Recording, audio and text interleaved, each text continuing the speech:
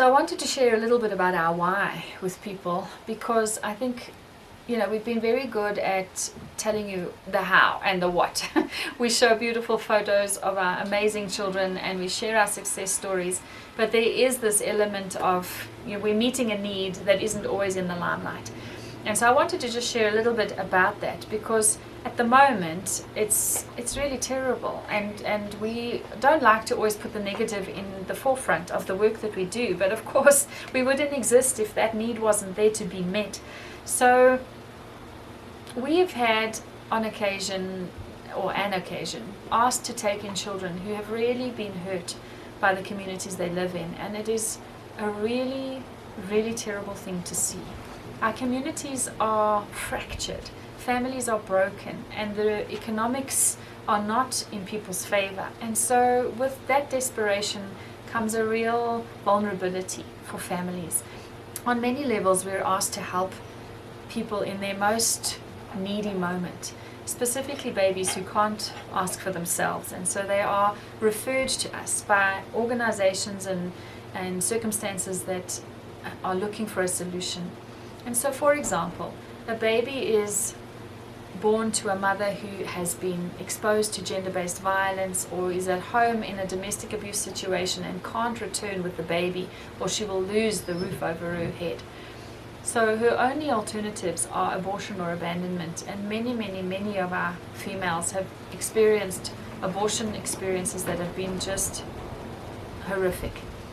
They then choose to carry the baby to term, but they can't sustain the baby. They can't sustain themselves.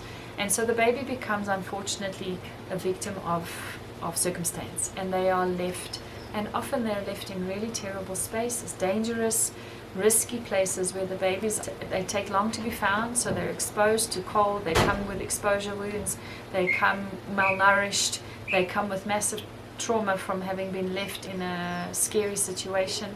And then they arrive here, and we are so willing and so capable from our experience to really love them back to health. And it takes a lot. It takes a lot of emotional energy, but it takes a lot of resource. And we couldn't have done it for these 30 years without our community that has helped us to sustain. But when we watch a baby arrive here that was born to a drug-addicted mommy who's been wounded by the hospital system because there's just not enough resource in that space, who then arrives here malnourished and frightened, we then can love them. I always feel like when people say, how do you do this? I say, I don't know. It's our superpower. We can love humans. That's what we're good at. We love these little human beings who need so much from us, but who ask nothing. and we just embrace them here, and we just surround them and completely wrap them up in ourselves, and they flourish. They just respond. Their bodies become healthy, their skin takes on a new glow, they're able to tolerate the food that they couldn't initially, they start sleeping through the night, they need less medication, they need less interventions because of the love that we can provide. To watch a child journey from that broken little human being to a person who just lights up the world, that's the magic that happens here. By helping us, you're part of that. You're part of the stardust. The fairy dust that happens here happens because you support us.